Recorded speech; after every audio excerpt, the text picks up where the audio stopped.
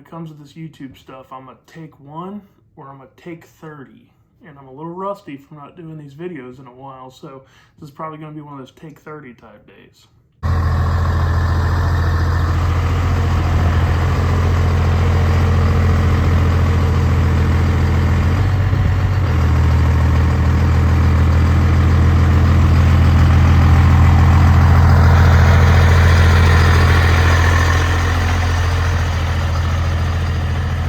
What's up, everybody?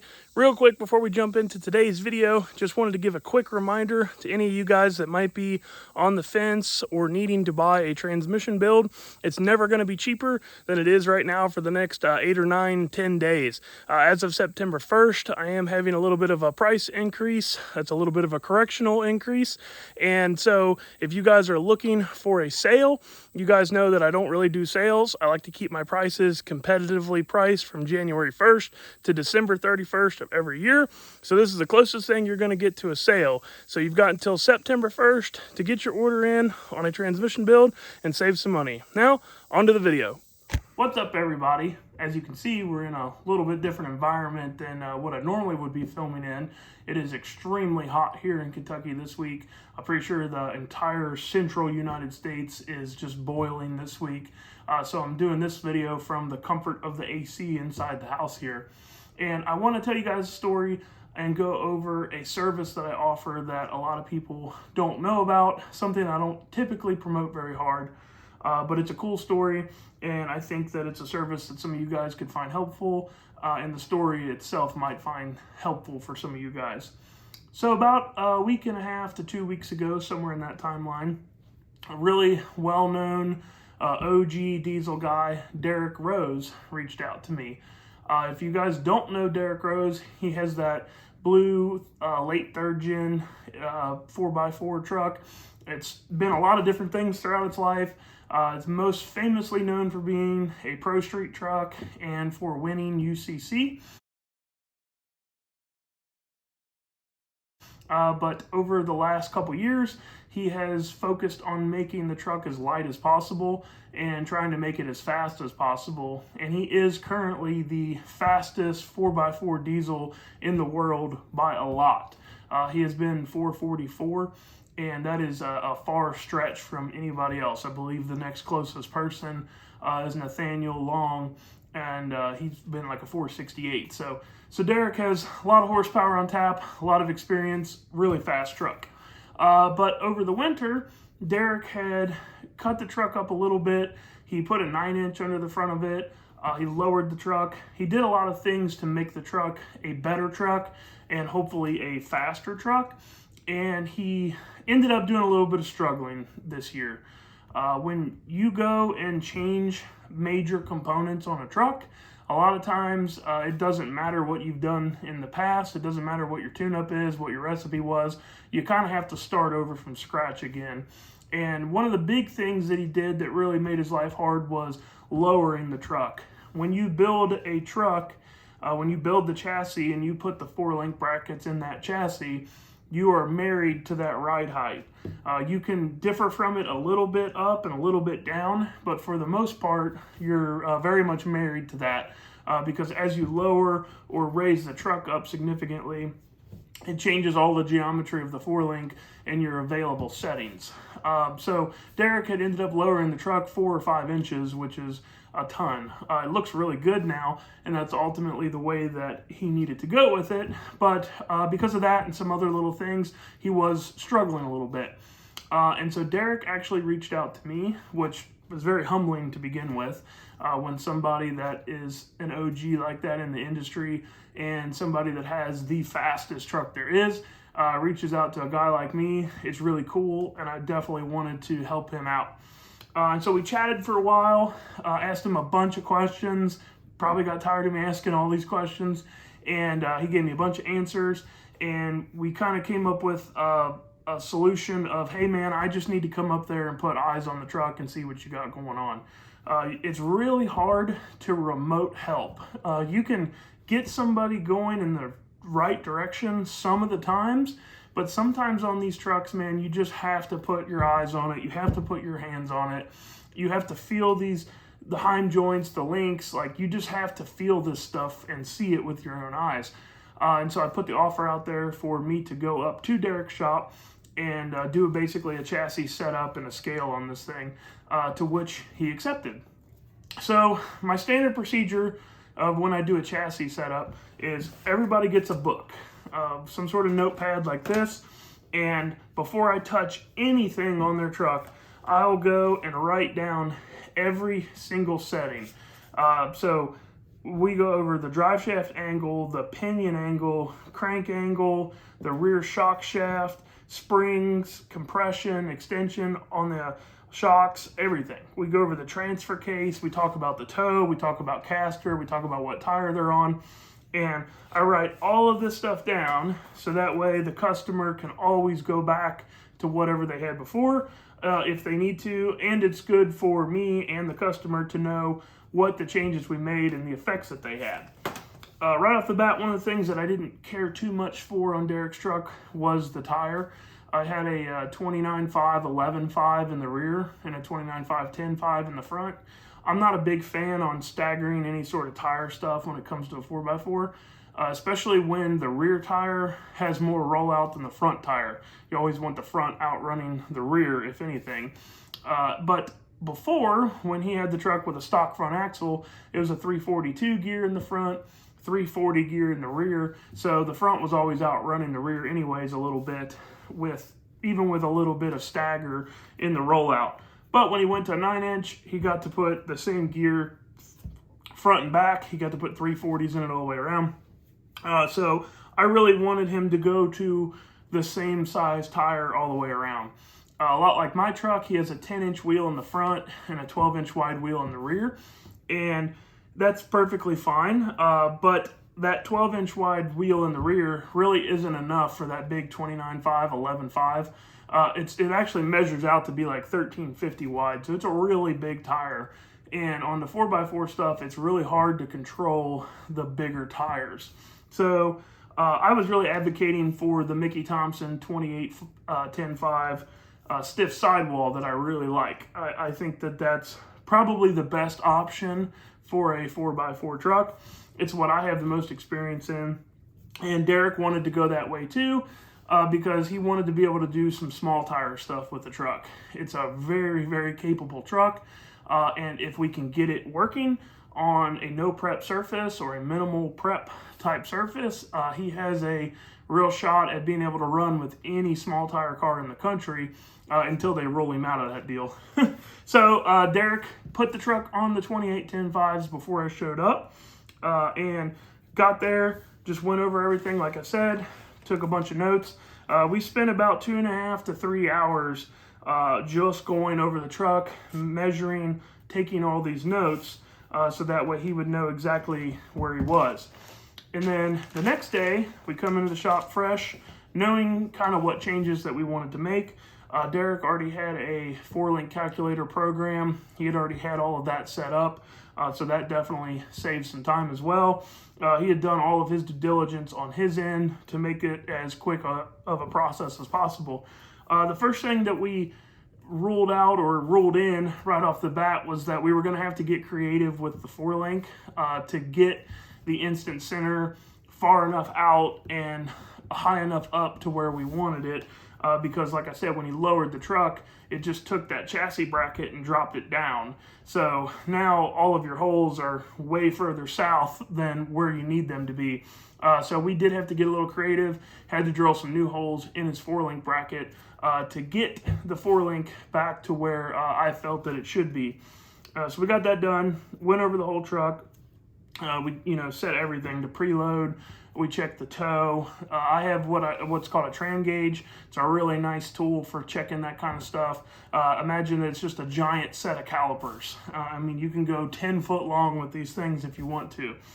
Makes it really nice for checking axles, make sure they're square, checking toe to make sure it's perfect. And so we spent about 10 full hours going over the truck, making sure that everything was the best that it absolutely could be. And then the next day we were planning on going to the track. Anytime you do this chassis setup stuff on the 4x4 stuff, especially, you really need to go to the track because it doesn't matter how many of these things you do, they're all a little bit different. They all have a little bit different weight bias. In Derek's case, it makes tons of horsepower. He has a first gear ratio that I had never had direct experience with, but he also has horsepower that I never had direct experience with. So a track day was absolutely necessary to be able to get this thing confidently on the right path for him. And then, of course, just like everything, when I'm making all these changes, I'm writing every single thing down, so that way we know where every setting is, every degree, every bar angle, the toe, everything is all right here in this book. And that way we know exactly where we're starting off with it. So we go to the track, and I wanted him to leave the tune-up that he had in it alone. Basically, it was a really similar tune-up that he had been 444 with, which is his fastest pass ever. And so I wanted to see what just the changes made to the chassis and the tire change, how that was going to affect it. One of the things that he's really been struggling with is the 60 foot and then making it past the 60 foot. He had not been quicker this year than a 122. He's had a best ever of a 115, and that was running it with some wheel speed. And wheel speed is always, well, not always going to be faster, but it's always going to give you that potential to be a little faster than dead hooked. But the problem with wheel speed is it might only do it once, especially in this four-wheel drive stuff. If the track is just right and the conditions are just right and your power tune-up's just right, it'll go down through there with the perfect amount of wheel speed, and it'll be the fastest that it'll ever be like that. But you could turn it around the very next pass, and it might knock the tires off, or it might have just too much wheel speed and you lose ET. So it's really hard if you want to win races. It's really hard to run a four-wheel drive truck that way. That's why I'm always preaching dead hook.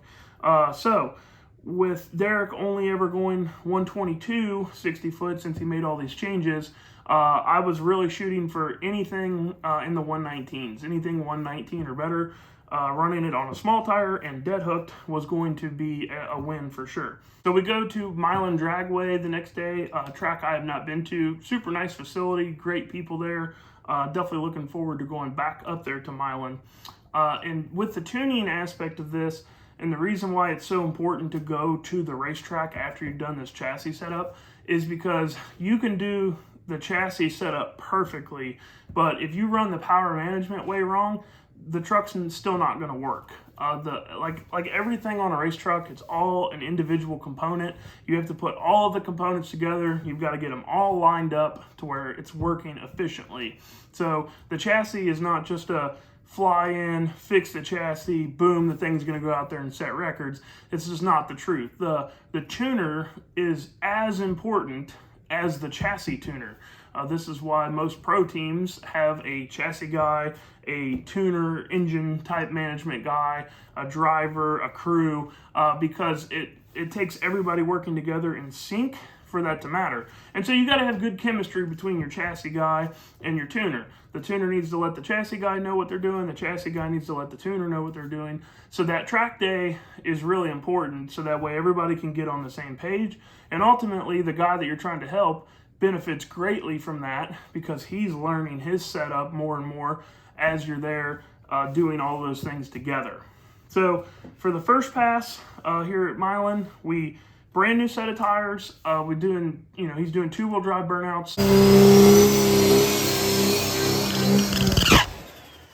The Turbo 400 stuff isn't real big on the four-wheel drive burnouts. It's really hard on the transmission, so it's really not worth the risk. But brand new set of tires, first run down the track, it goes, and we're just running it to the 1-2 shift, basically. We just, on this first one, we just need to do a short track just to see if we're even in the ballpark. When it comes to a brand new set of tires, 28-10-5s, we just changed a bunch of stuff on this chassis. Who knows, it might go out there and just blow the tires off. But here's the first pass right here.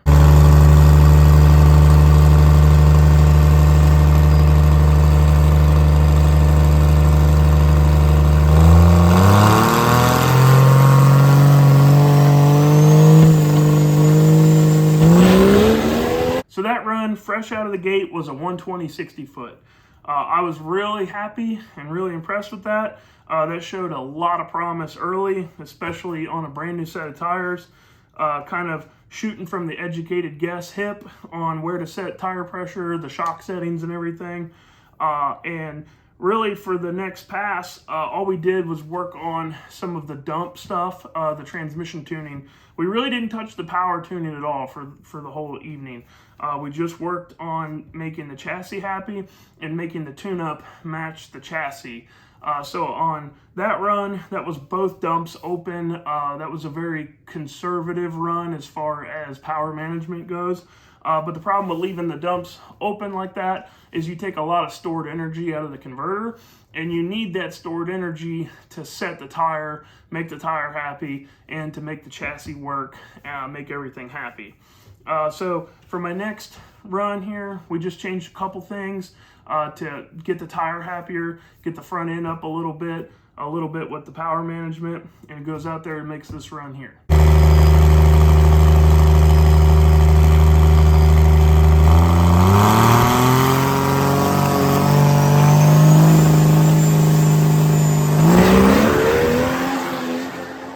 So that run, Derek took it to the 330.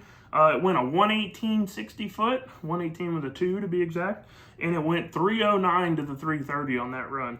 The fastest I've ever been was a 324 to the 330, so 309 was booking it to me for that front half. That 60 foot 309 shows that thing got some horsepower in it.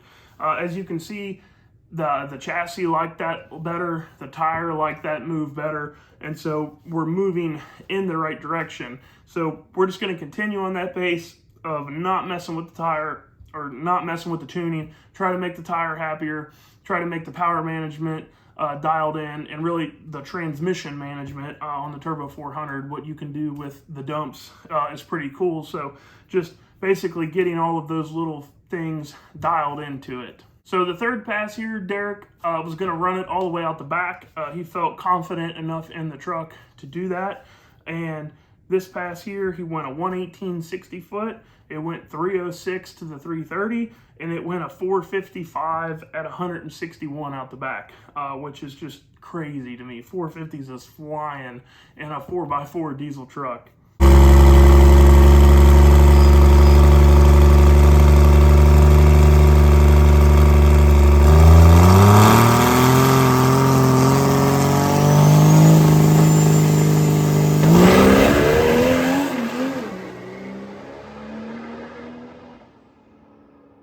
Tire's still not doing exactly what I want it to do, and that's because the chassis isn't doing exactly what I want it to do. His valving and his shocks are pretty stiff, and so I have the rear at full loose on the compression, which tells us that we either need less spring rate or we need a looser valving in the shocks. So there's really not much more that I can do there. I have to do everything else with manipulation of the front and the tire pressure, but you don't want to get too carried away on tire pressure because all these tires have a roundabout pressure that they like to be ran at. If you go too high, it seems like they'll want to just take the tire off. If you go too low, it'll want to fold it up in the center. So this pass here, just a couple small changes to try to combat the shock valving, but we know at this point that we are going to have to change some stuff to get it perfect.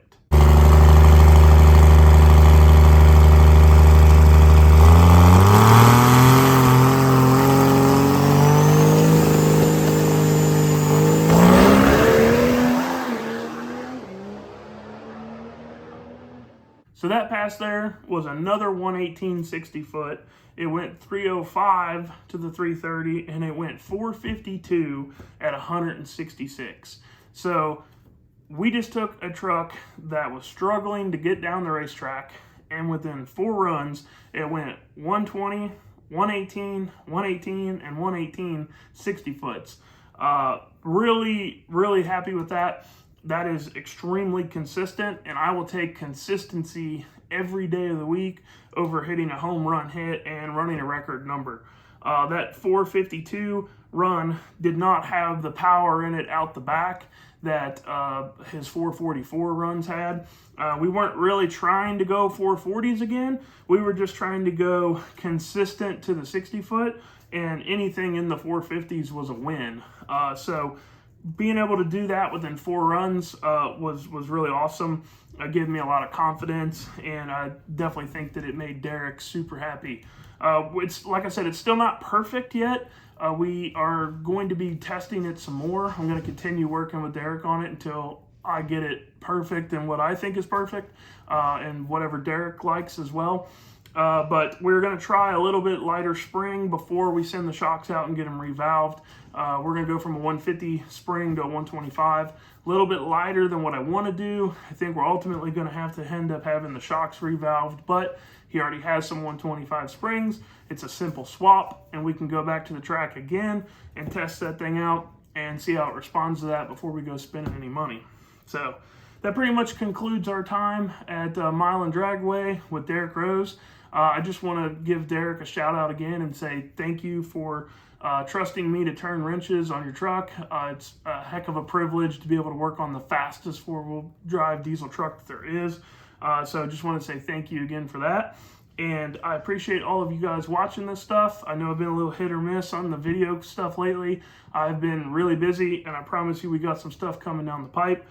So just stick around with me. But just wanted to share that story. Just wanted to tell you guys about the chassis service that I offer, and we will do a more in-depth video next time I go up there testing with Derek. We'll talk with Derek, and we'll get into some more of what all this service entails. So like always, guys, if you're new here, click the subscribe button, hit that like button to help me get the video out there to more people. Drop a comment below, tell me what you think, and as always, we'll see you next time.